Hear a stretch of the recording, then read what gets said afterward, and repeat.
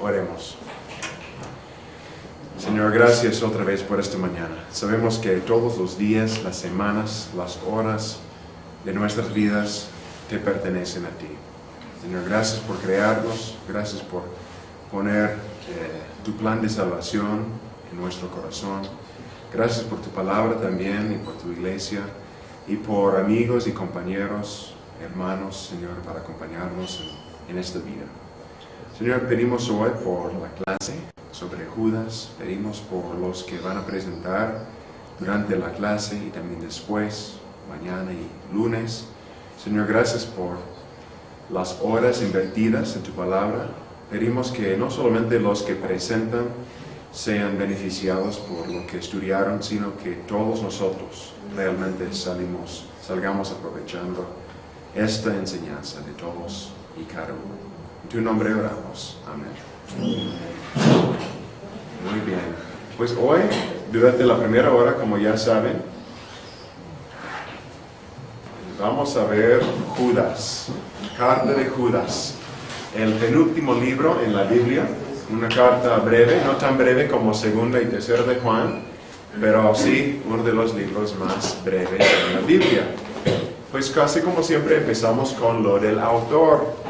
El autor se identifica como Judas, por eso se llama la carta de Judas, que es otra forma del nombre hebreo Judá en el Antiguo Testamento, ¿verdad? Una de las tribus, el hermano de José.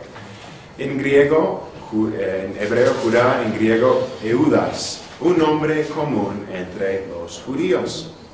Ahora, en el Nuevo Testamento hay 5 hombres con este nombre, ¿verdad? 5 Judas en el Nuevo Testamento. Pero realmente solamente 2 habrían tenido la autoridad para escribir esta carta. Podemos preguntarnos, ¿es el autor Judas el apóstol? ¿Sí? En Lucas 6 y en Hechos 13 Hechos 1 tenemos 2 listas de los apóstoles. Y aparece Judas. No Judas Iscariote, sino el otro Judas. No sabemos mucho acerca de él, pero ahí está en la lista, un apóstol. Pues parece que no fue ese Judas el autor.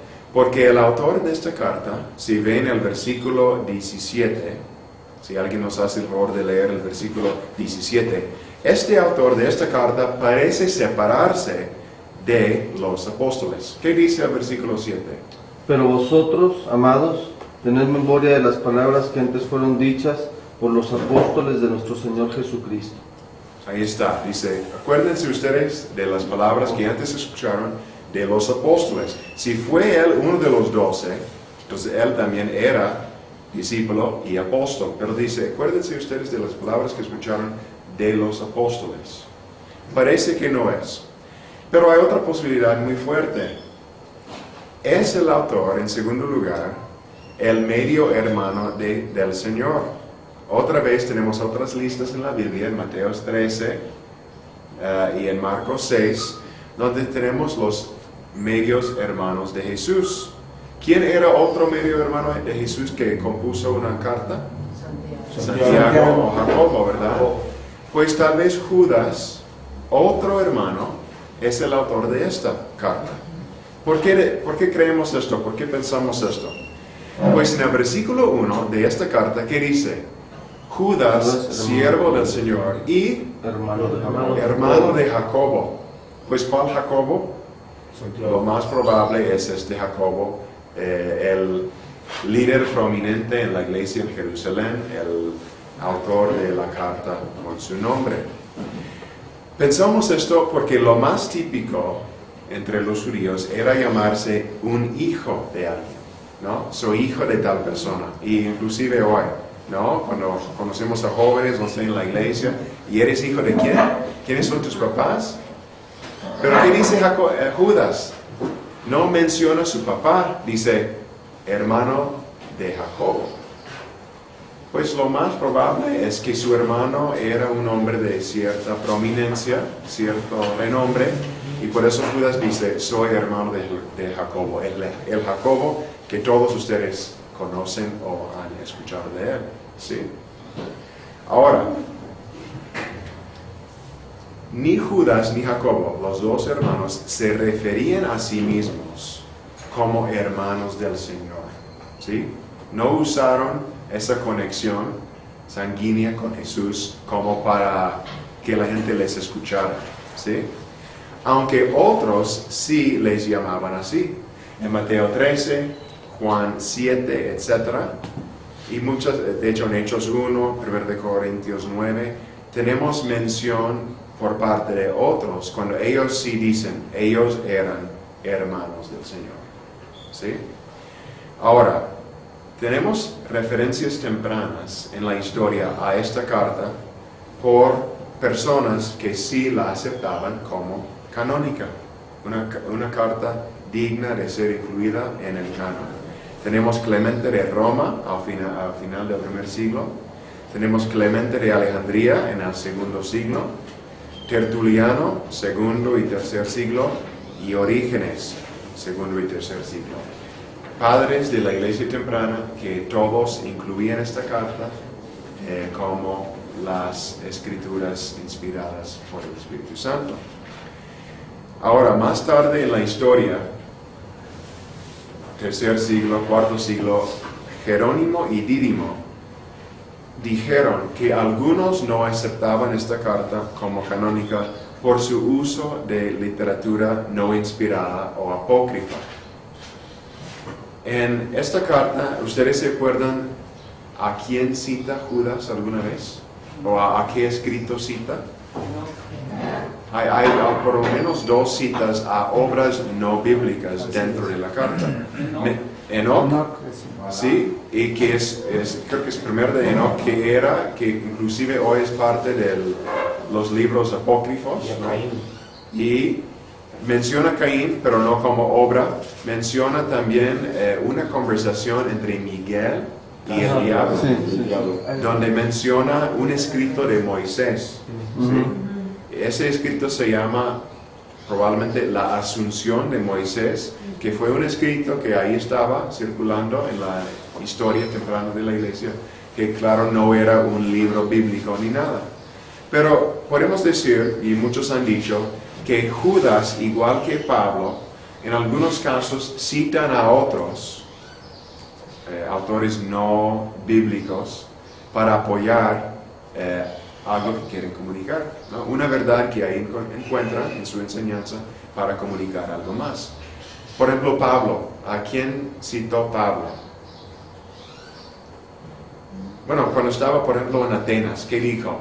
Como los mismos profetas o poetas de ustedes han dicho que todos nosotros somos hijos de Dios, o algo así, ¿no? Y luego hay una cita creo que es en Tito, donde Pablo menciona como dicen los poetas cretenses. Cuando él escribe a Tito en la isla de Creta, dice como los mismos profetas de ustedes han dicho, o como el filósofo Creta una vez dijo, todos los cretenses son mentirosos, o algo así, ¿no? Entonces, lo que quiero enfatizar aquí es que un autor inspirado puede hacer uso de literatura no inspirada para usos aceptables. Por lo tanto, en conclusión, la Iglesia sí aceptó esta carta como una carta auténtica e inspirada por Dios. ¿Algún comentario o pregunta acerca del autor de esta carta breve?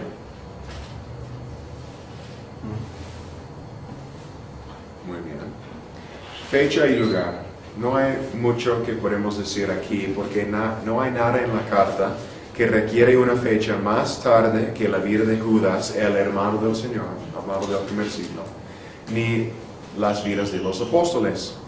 Puede ser que algunos de los lectores habían escuchado a los apóstoles, ¿sí? Cuando él hace esa mención, como leímos en el versículo 17. Además, el error, que luego veremos, combatido por Judas, sí se encontraba en el primer siglo. Algunos han dicho, no, lo que Judas está combatiendo no se encontraba hasta el segundo siglo, el tercer siglo, por lo tanto fue otro autor, es una carta, alguien tomó su nombre, la escribió bajo su nombre para tener más autoridad. Pero no, ese error que luego veremos si se encontraba en el primer siglo, en esa época. Otros han dicho que Judas no pudo haber sido el autor por su uso de la palabra fe, por el uso o el sentido que le da. Porque Judas, a diferencia que Pablo, utiliza la palabra fe no para referir a la fe de uno en su corazón, sino al cuerpo de verdad creído. ¿Sí? Nuestra fe, la fe que compartimos todos nosotros, como una confesión de fe, ¿no? Como el cuerpo de doctrina, el cuerpo de creencia. Se usaba la palabra fe en este sentido tan temprano como en Gálatas 1:23. ¿Alguien puede buscar Gálatas 1:23, por favor? Tal vez Juan Carlos, ¿puedes buscarlo? Gálatas 1:23.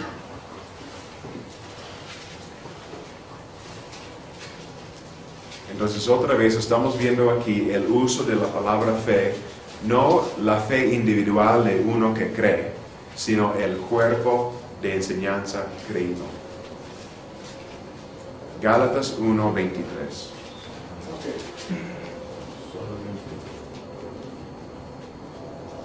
Solamente oían decir, aquel que en otro tiempo nos perseguía, ahora predica la fe, que en otro tiempo asolaba, y glorificaban a Dios en él. Predicaba la fe, ¿no? Predicaba el Evangelio. Es como sinónimo para el Evangelio, la buena noticia, ¿sí?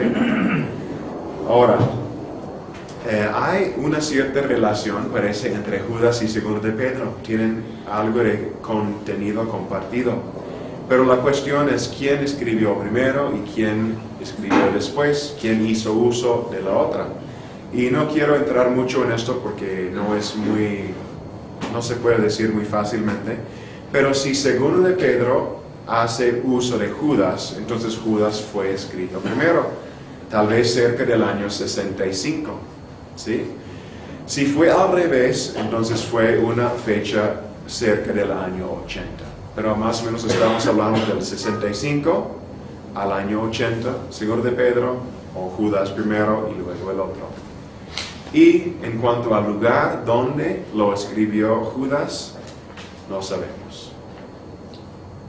Entonces es todo lo que tenemos hoy acerca de fecha y lugar. ¿Algún comentario sobre esto? Pues también la parte, o lo que vamos a ver hoy acerca de los destinatarios, otra vez es poca la información que tenemos. El saludo de Judas es muy general. Moisés, ¿puedes leer el versículo 1 para escuchar el saludo?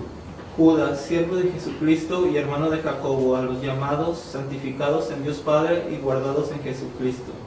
Llamados, santificados y guardados. Es como muy general. No menciona provincias, no menciona etnias, no menciona ciudades, pueblos, circunstancias. Simplemente su saludo es más teológico que geográfico. ¿Sí?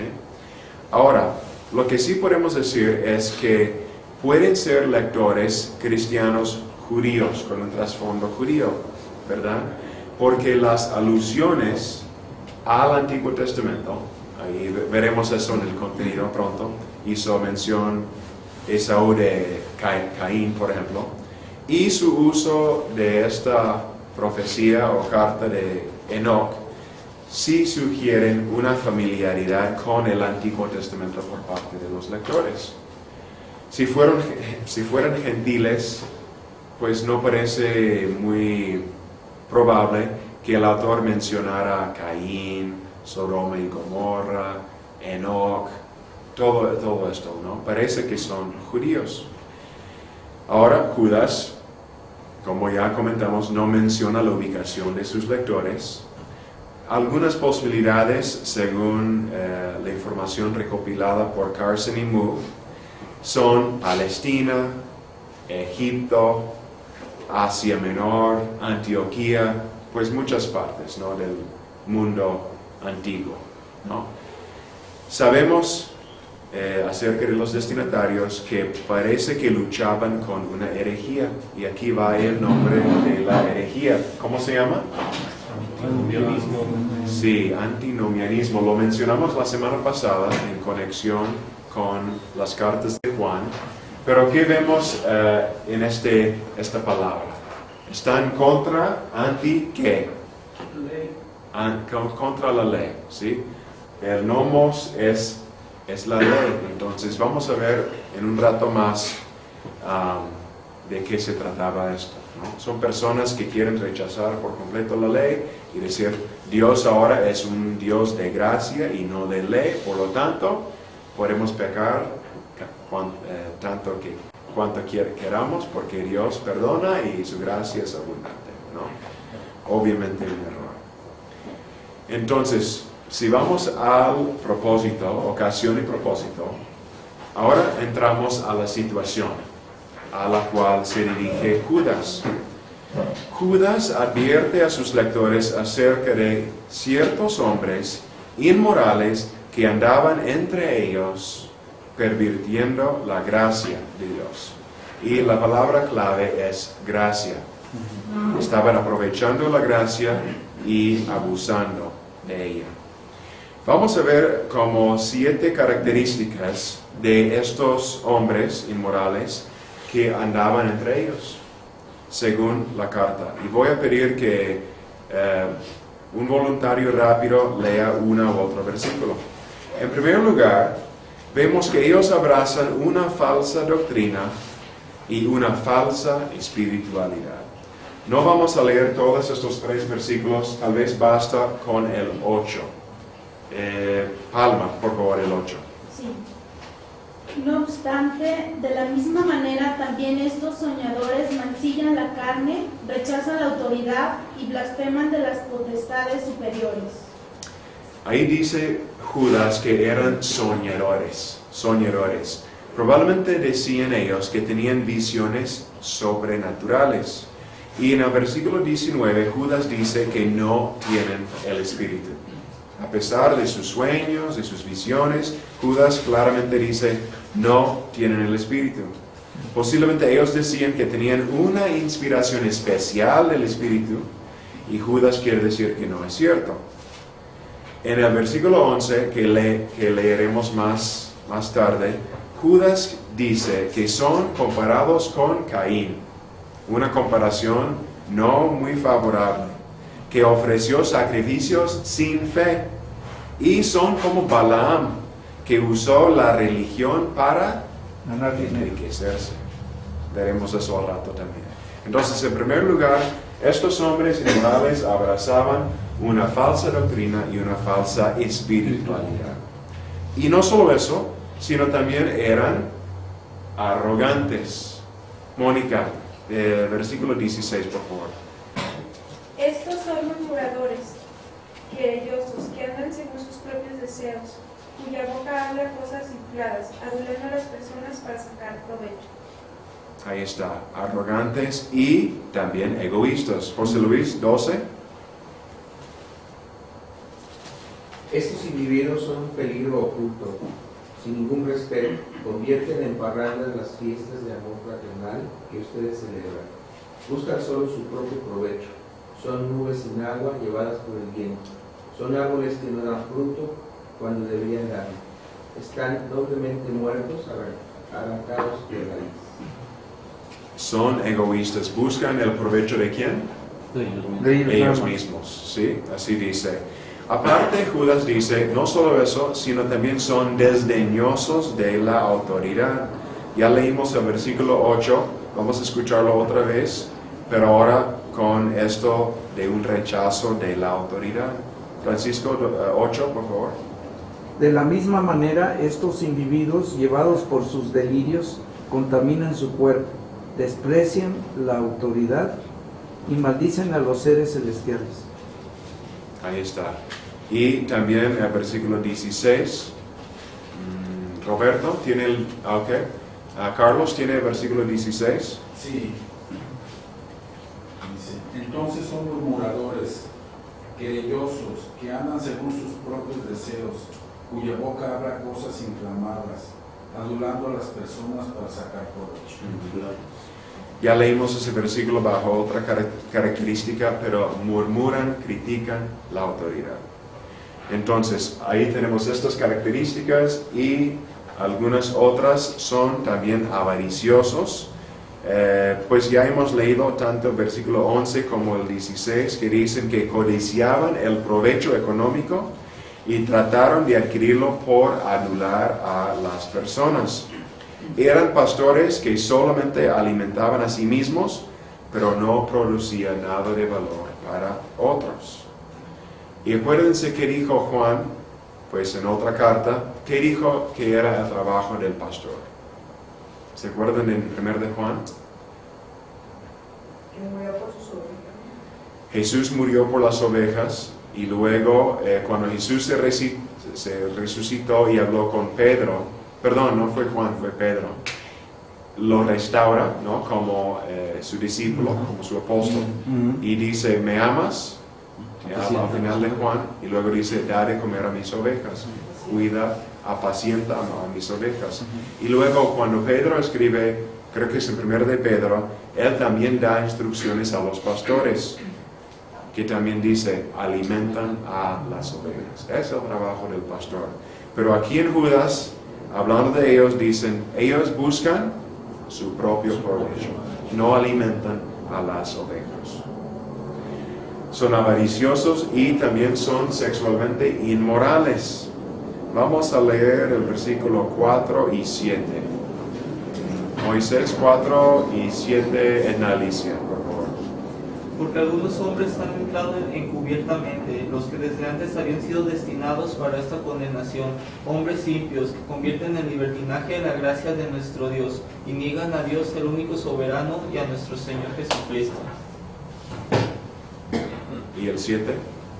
Como Sodoma y Gomorra y las ciudades vecinas, las cuales de la misma manera que aquellos habiendo fornicado e ido en pos de vicios contra la naturaleza, fueron puestas por ejemplo, sufriendo el castigo del fuego eterno. Usan la gracia como un pretexto para la inmoralidad sexual, son comparados con Sodoma y Gomorra. También en el versículo 8 dice que contaminan sus cuerpos, se comportan como animales, versículo 10, siguen sus propios instintos y deseos malvados. Y la última característica que vamos a mencionar hoy es que son incrédulos. Ya leímos el versículo 4 donde dice, niegan a Dios y a Jesucristo. Y el versículo 5, no creen. Versículo 18, eran burladores que insultaban a los ángeles. Ahí están muchas características de estos hombres inmorales entre ellos. Ahora, aparentemente estos maestros falsos intentaban convencer a los creyentes que la salvación por gracia les daba licencia para pecar. ¿Sí? Es lo que llamamos antes el antinomianismo. ¿Sí? Ellos pretendían ser dirigentes y maestros, pero no tenían nada sólida que ofrecer. Versículos 12 y 13. Pero Judas dice, en la iglesia o en el pueblo de Dios siempre ha habido falsos maestros. Y estos señores, estos hombres, simplemente son parte de una larga historia de falsos profetas. Luego veremos los ejemplos que Judas da. Generalmente se ha asumido que estos maestros falsos eran protonósticos, como vimos en las cartas de Juan. Aunque Judas no menciona ninguna de las doctrinas característicamente gnósticas. Entonces algunos han llegado a la conclusión que pertenecían a una ramita de los gnósticos del grupo antinomiano. Esto lo tomé de Carson y Mu, página 614. Por lo tanto, Judas insiste que sus lectores, los cristianos, hagan básicamente 4 cosas. En el versículo 3, él dice, hay que defender su fe. ¿Sí? Vamos a leer el versículo 3. Samuel.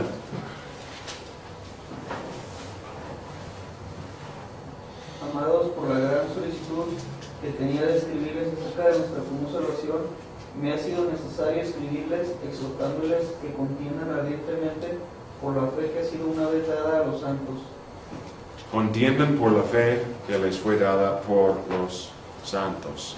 También les insta que recuerden las advertencias de los apóstoles, versículos 17 al 19, luego veremos esto. Que cuiden su propio bienestar espiritual, 20 al 21, y que rescaten a otros de los errores de sus oponentes.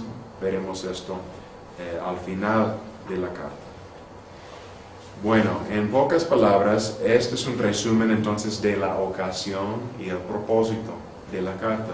Los oponentes que andaban ahí, no sabemos dónde ni entre quiénes, simplemente estudiando la carta, salen estas características y salen también las advertencias positivas por parte de Judas.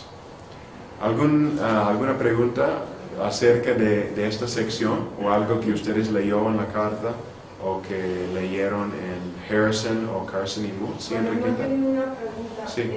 Con esto que estoy viendo de Judas me encuentro un poco confundida respecto a lo de la gracia. Entonces, sí, yo sé que la ley me informa, me da conocimiento, mas sin embargo la revelación es el que me da la transformación. Sí. Entonces, el hecho de yo vivir en la gracia y no la ley, no necesariamente caigo en lo que se está hablando. Entonces, ¿qué es realmente vivir en la gracia? ¿Me podrías orientar, por favor? Claro que sí.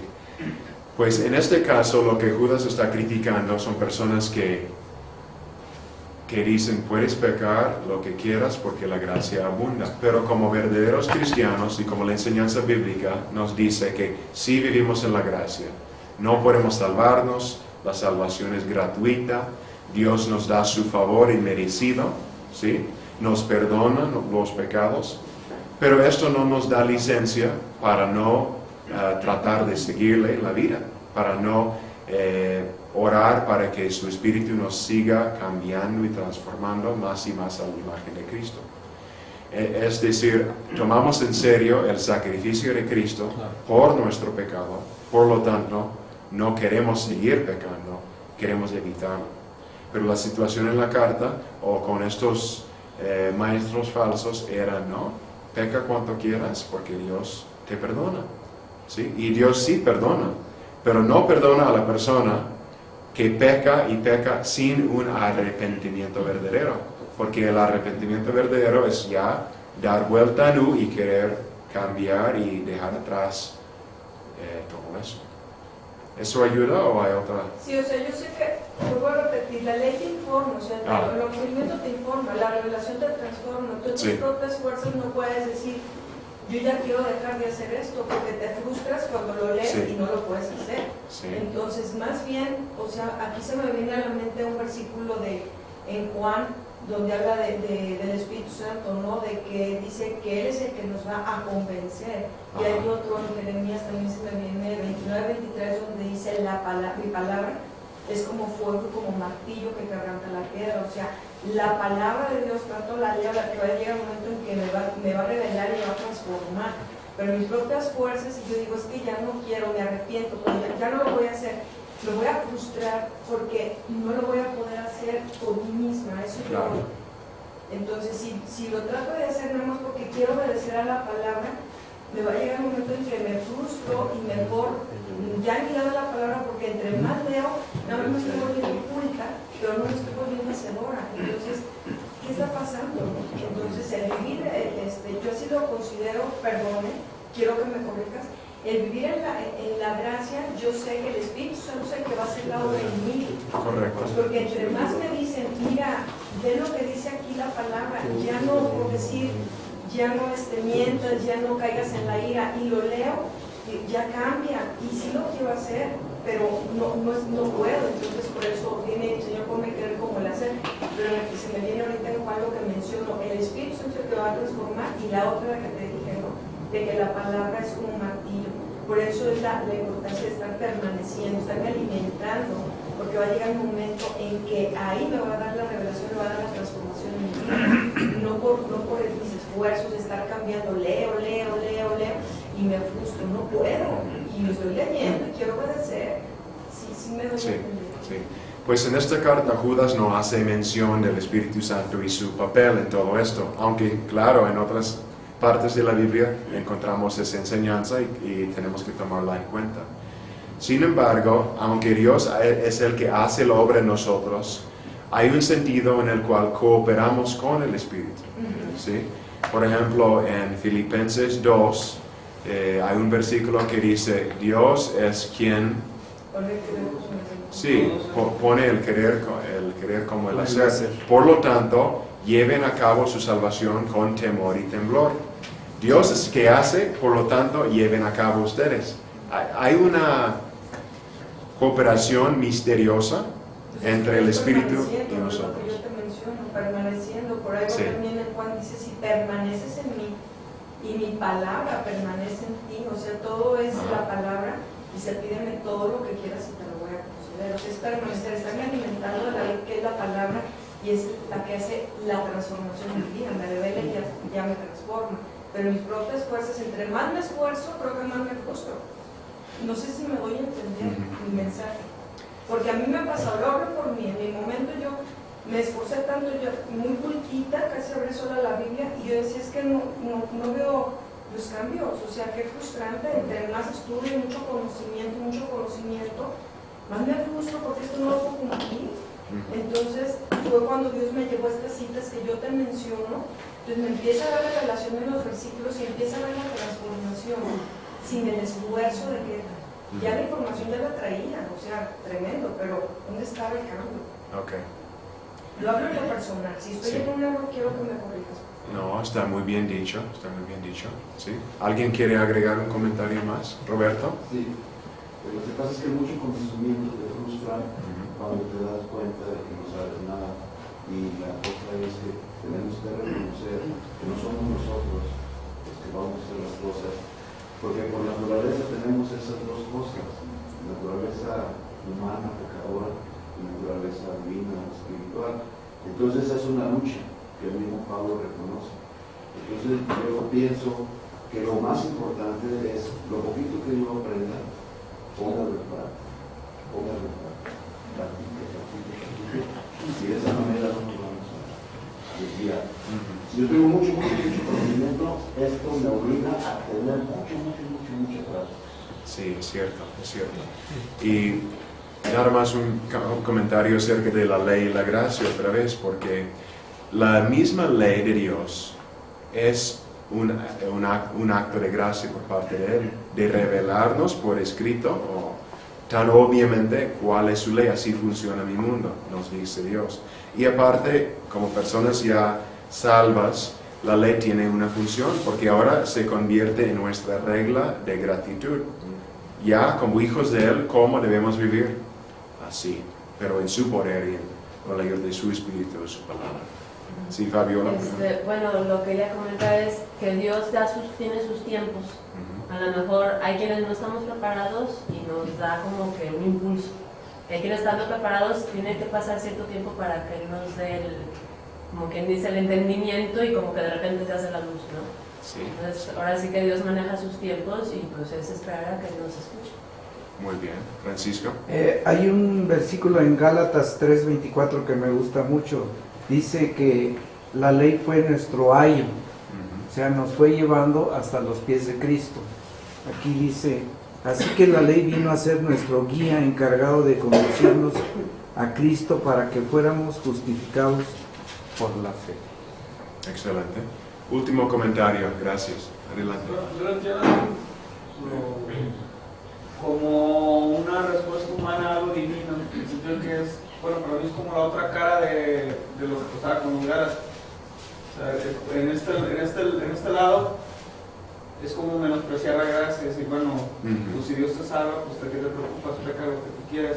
Y es como el lado opuesto, que también es humano, es decir, bueno, yo no creo que sea tan fácil, no puede ser que nada más por tener a Cristo y ya voy a ser salvo. Yo tengo que esforzarme y tengo que yo producir y mantener mi salvación. Y para mí son como dos aspectos, o sea, dos extremos humanos. Por un lado está la obra divina, donde Dios te dice, es totalmente por gracia, pero obviamente esa gracia tiene un propósito, esa gracia produce frutos y transforma a las personas.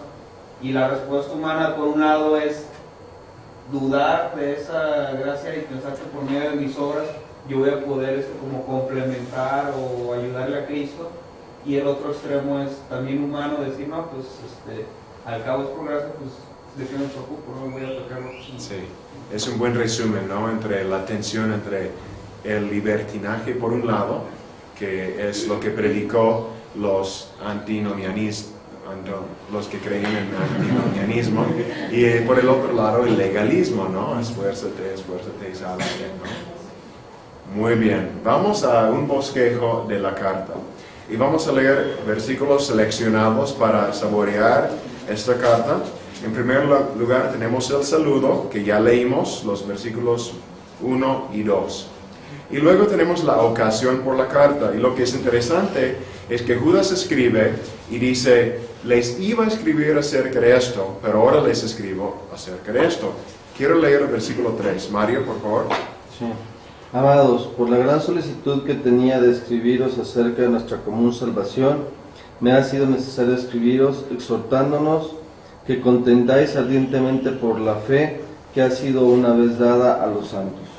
Entonces dice, estoy cambiando de tema, ahora les escribo acerca de esto, y luego en el versículo 4, Lulu, él da su razón por el cambio. ¿Qué dice en el versículo 4? Porque algunos hombres han entrado encubiertamente, los que desde antes habían sido destinados para esta condenación, hombres impíos, que convierten en libertinaje la gracia de nuestro Dios y niegan a Dios, el único soberano, y a nuestro Señor Jesucristo. Muy bien. Ellos niegan a nuestro Señor Jesucristo, nuestro único soberano y Señor. Ahí tenemos una clara referencia a Jesús, no solamente como Señor, como Salvador, sino como el soberano. Obviamente es Dios. Bien, el corazón de esta carta, después de dar su razón por el cambio, en los versículos 5 al 16, es su advertencia.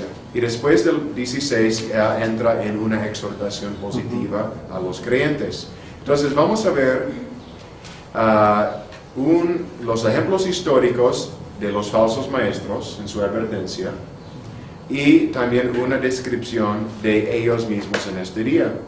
Ahora, cuando él da esta advertencia, nada más quiero mencionar una cosa literaria que usa Judas, es que usa la palabra estos una y otra vez, versículos 8, 10, 12, 16 y 19. Ya mencionándoles en el versículo 4, como acaba de leer Lulu, luego, durante toda la carta dice, estos. Es una repetición para enfatizar en aquellos, ¿no? Aquellos maestros falsos. En primer lugar, Judas empieza con 3 ejemplos históricos del juicio de los apóstatas en el Pentateuco. Va hasta el comienzo de la historia, va hasta los primeros 5 libros en la Biblia para dar 5 ejemplos del castigo de Dios sobre las personas apóstatas. En primer lugar, en el versículo 5 tenemos a Israel incrédulo. Georgie, versículo 5, por favor. Mas quiero recordaros, ya que alguna vez lo habéis sabido, que el Señor, habiendo salvado al pueblo, sacándolo de Egipto, después destruyó a los que no creyeron. Destruyó a los que no creyeron. ¿Se acuerdan de los 12 espías que entraron en Canaán, regresaron y 10 de los 12 dijeron, no podemos, son gigantes allá en esa tierra? Y solamente 2 espías dijeron, sí podemos, porque Dios nos está entregando esta tierra. ¿Quiénes eran los 2 espías? Que sí, Josué y Caleb, ¿verdad?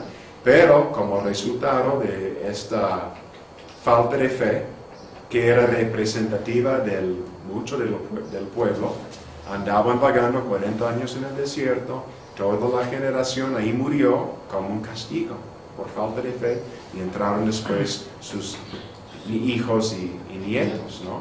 Hasta Moisés no entró, ¿no? Bien, este es el primer ejemplo. Ahora da otro ejemplo en el versículo 6. Rubí, ¿puedes leer el versículo 6, por favor?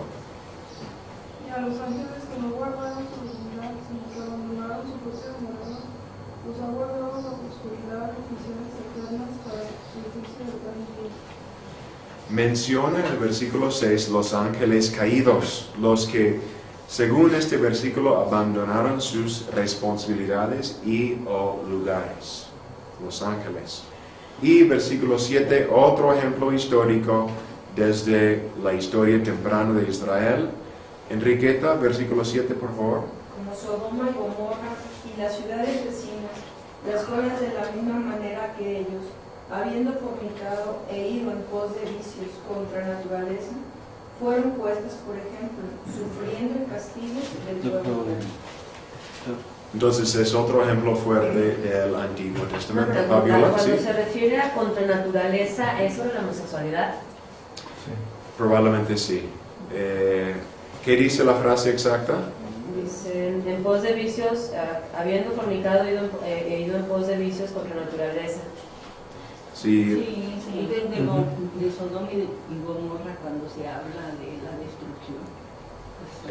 Es lo más probable, ¿no? Recuerdo haber leído sobre esto y no recuerdo si fue este versículo o otro donde había un pequeño debate sobre el tipo de en contra de la naturaleza. ¿Sí? De ahí brinca Judas de estos ejemplos antiguos a una descripción contemporánea de los apóstatas en ese día, en los versículos 8 al 16. En primer lugar menciona sus delirios, estos sueños que tenían, sus visiones, y su falta de entendimiento. Menciona que ellos contaminan sus cuerpos como los de Sodoma y Gomorra. Y luego, en el versículo 9 es donde menciona una obra apócrifa llamada tal vez la Asunción de Moisés, donde Judas encuentra este ejemplo no bíblico útil para su argumento. ¿Qué dice Judas acerca del ángel Miguel en el versículo 9? A ver, ¿quién no ha leído? Jorge, tal vez. Pero cuando el arcángel Miguel contendía con el diablo, disputando con él por el cuerpo de Moisés, no se atrevió a proferir juicio de maldición contra él, sino que dijo, el Señor te reprenda. Ok. Entonces, este ejemplo no se encuentra en la Biblia, pero Judas lo toma como un ejemplo en el cual un ángel, el ángel Miguel, no se atreve a reprender directamente al diablo. Y lo usa Judas en el sentido para comparar a estos hombres en su situación que sí se atreven a maldecir a los ángeles. Y él dice, el mismo ángel Miguel no se atrevió a maldecir al diablo, ¿no? Como un ejemplo. Y dice en el versículo 10, sus instintos los corrompen. Luego describe su carácter en los versículos 11 al 13. En tan solo un versículo, Ceci, el versículo 11, tenemos 3 ejemplos de pecadores notorios otra vez del Antiguo Testamento. ¿Qué dice el versículo 11? Hay de los que siguieron el camino de Caín, por ganar dinero se entregaron al error de Balaam y perecieron en la rebelión de Coré. Caín, Balaam, Coré. Pues Caín, su historia es muy bien conocida, tuvo egoísmo, avaricia, odio y cometió el homicidio de su hermano, Abel. Balaam es la historia famosa del Señor sobre el burro que fue pagado o iba a ser pagado para maldecir a Israel. Y pues el burro no permitió que él llegara a ese lugar para maldecir, el burro que habló. Y luego tenemos la rebelión en contra del liderazgo de Dios por parte de Coré, Datán y Abirán en Números 16. ¿Alguien se acuerda de esa historia? Ellos no aceptaban el liderazgo de Moisés, ¿sí? Querían ser parte de él, y no solamente ellos 3, sino un grupo grande. Entonces, Dios le dijo a Moisés, apártate tú y el pueblo de ellos. Y cuando se apartaron, se abrió la tierra y los tragó vivos. Muy tremendo ese ejemplo, ¿no? Pero eran pecadores en esta lista notorios del Antiguo Testamento. Y luego, en los versículos 12 al 13, tenemos su descripción, ahora metafórica, ¿no? Hemos estado hablando de aspectos literarios en todas estas cartas, y quiero que prestemos atención a su descripción metafórica, Judas, de sus oponentes. Da 6 descripciones en estos versículos. ¿Quién? Tal vez Carlos, ¿puedes leer 12 y 13? Sí. Dice, estos son manchas de vuestros ágapes, que comiendo impúdicamente con vosotros se apacientan a sí mismos, nubes sin agua, llevadas de acá para allá por los vientos, árboles otoñales sin fruto, 2 veces muertos y desarraigados, fieras ondas del mar, que espuman su propia vergüenza, estrellas errantes, para las cuales está reservada eternamente la oscuridad de las tinieblas. Ahí tenemos una variedad muy amplia de metáforas describiendo a estos oponentes, desde parrandas, pastores, nubes, árboles, olas y estrellas. Muy interesante. Y concluye esta sección Judas con una mención de su destrucción predicha en los versículos 14 al 16. Ahí es donde cita a Enoc. ¿Quién era Enoc? Séptimo desde Adán. Contando a Adán por el lado de Set. Es Enoc el que andaba con Dios, ¿no? Y luego Dios lo llevó. Según la trivia bíblica, es uno de 2 hombres que nunca murió. Enoc, ¿y quién fue el otro que no murió? No, bueno, Elías, por el carruaje de fuego. ¿Sí? Acuérdense para que cuando jueguen la trivia de la Biblia pueden contestar eso. Enoc, según el libro apócrifo por su nombre, menciona su condenación, versículo 15. Fabiola, 15, por favor. Para hacer juicio contra todos y dejar convictos a todos los impíos de todas sus obras impías que han hecho impíamente y de todas las cosas duras que los pecadores impíos han hablado contra él. Muy bien. Y dice en el versículo 16 que son refunfuñadores, criticones, que nada más buscan sacar ventaja. Y luego sigue con 6 o 7 versículos de ya una exhortación a los creyentes.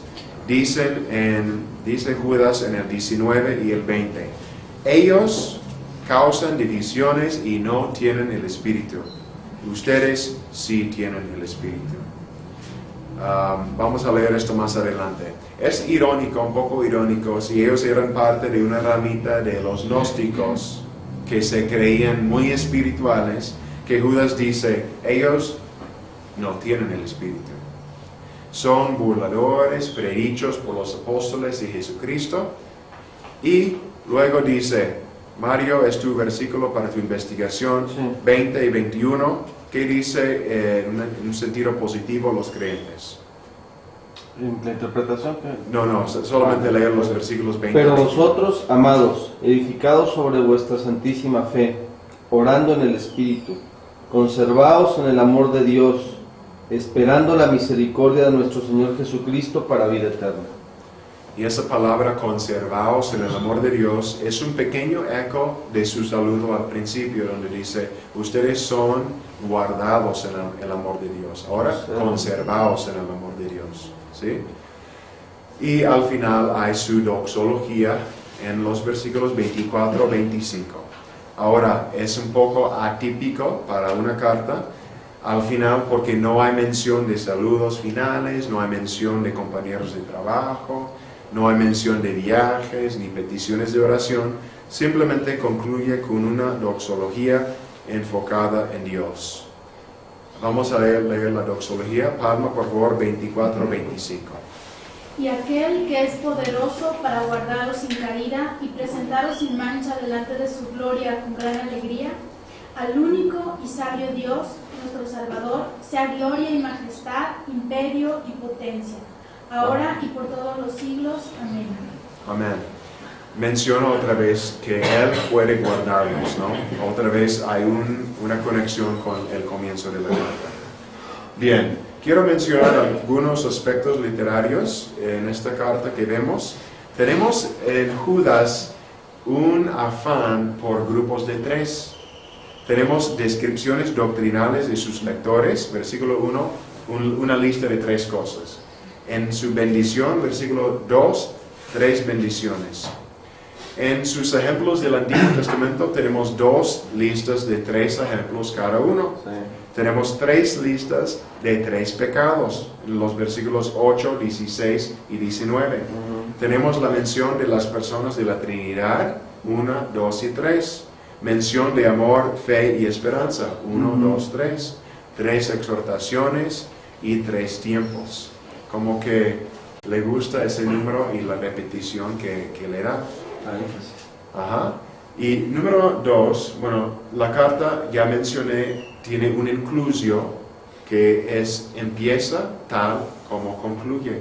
Menciona la palabra guardar en el versículo 1 y también al final. Dios les puede guardar, Dios les está guardando. A pesar de los falsos maestros, a pesar de esta herejía, Dios los está guardando.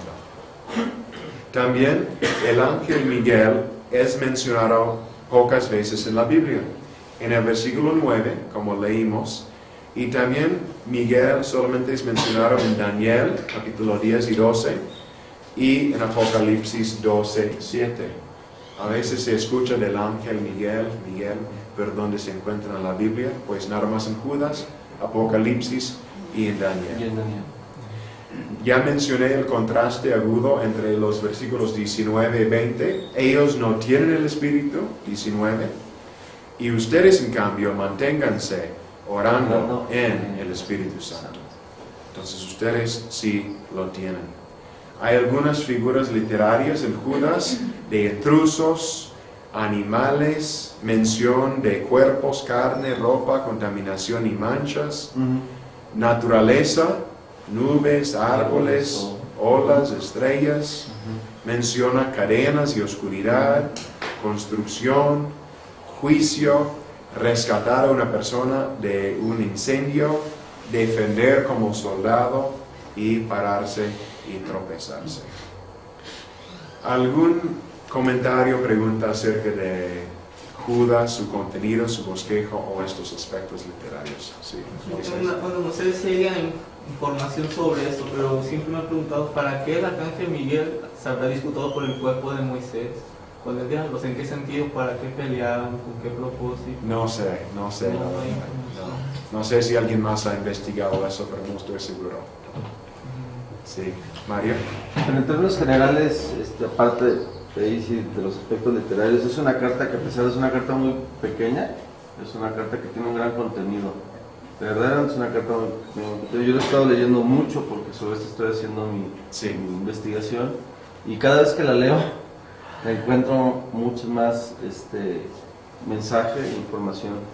Y yo creo que es una de las principales cartas para mí de lo que yo he leído en toda la Biblia, donde habla acerca precisamente de cómo conservar la fe y junto con la de Santiago, que habla acerca de cómo la fe sin obras es una fe muerta, pero que no está diciendo que la fe no sea lo que nos salva y no sea lo que nos da la gracia, o sea que la gracia y la fe van unidas y las obras no nos van a salvar por sí.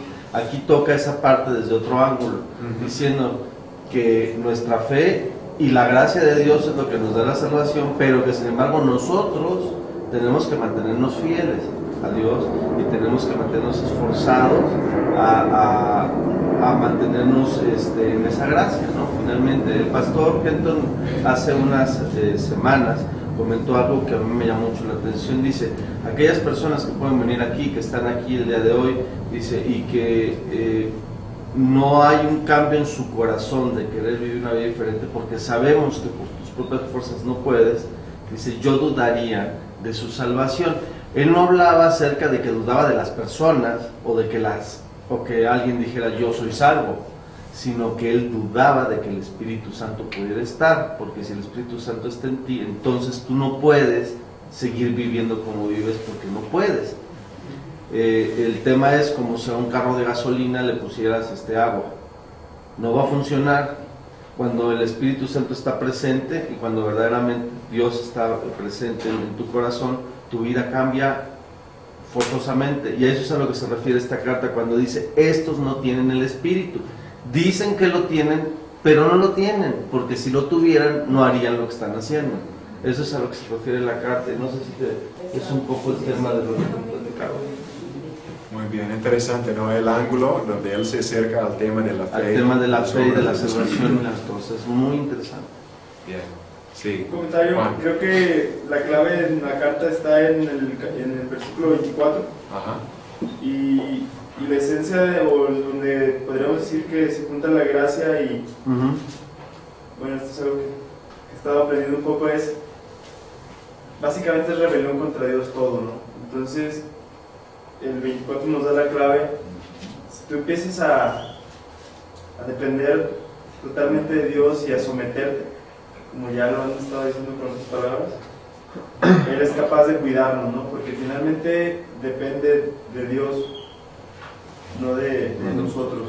Entonces, la clave está en que todo es rebelión y Dios es capaz, pero nosotros no somos capaces. Excelente.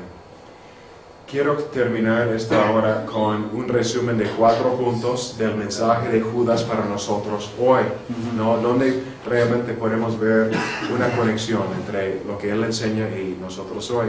Me gustó mucho esta cita por parte de I. Howard Marshall, que dice que el mensaje principal de Judas es que los cristianos perseveren en la fe bajo la protección de Dios. Ahí está esa conexión otra vez. Que perseveren en la fe bajo la protección de Dios, a pesar de la existencia entre ellos de falsos maestros, quienes sí serán juzgados por Dios, igual como los pecadores notorios del pasado. Es un buen resumen del mensaje principal, ¿no? En segundo lugar, algo que podemos tomar de esta carta es que los falsos maestros existen y su enseñanza puede ser tan atractiva como peligrosa. Tenemos que guardarnos con cautela de la tentación de aceptar herejías en nombre de la tolerancia. Y 2 cosas más. ¿Alguien puede leer esto? En voz alta, la que sigue. Eso. Debemos mantenernos en el amor de Dios, edificándonos sobre la base de nuestra santísima fe, orando en el Espíritu mientras esperamos que nuestro Señor nos conceda vida eterna. Es un pequeño resumen de los versículos 20 y 21, donde Judas da su exhortación. Y otra cosa referente a nuestra responsabilidad a otros.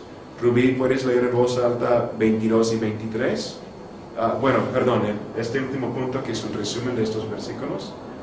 Debemos tener compasión por los que dudan y salvarlos del fuego, pero hacemos esto con cuidado para no contaminarnos. Hay un sentido en el cual Judas dice, hay que tener compasión por los que dudan, porque pueden estar siendo engañados por los falsos maestros. Ténganles compasión y sálvenlos, ¿no? Explíquenlos, corríjanlos, como si fuera del fuego. Usa la palabra fuego. Pero hacemos esto sin contaminarnos, ¿no? Sin mezclarnos con la enseñanza falsa.